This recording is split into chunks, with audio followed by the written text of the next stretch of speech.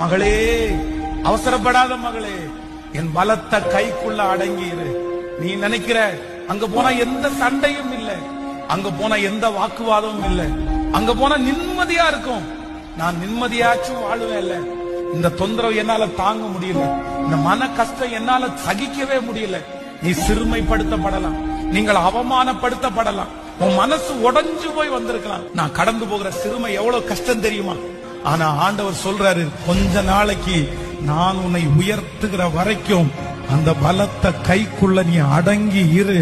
நான் உன்னை தூக்குவேன், நான் உன்னை நிறுத்துவேன், நான் உன்னை அந்த இடத்திலிருந்து எடுப்பேன், நான் உன்னை அங்கீகரிப்பேன், நான் உன்னை மகிமைப்படுத்துவேன், நான் உனக்காக வழிகளை உண்டு பண்ணுவேன். இந்த வருஷம் முடிகிறதுக்குள்ள நிறைய பேரை கர்த்தர் அவருடைய பலத்த கையினால எடுக்க போறாரு. ஏற்ற காலம் நிறைய பேருக்கு வரப்போகிறது.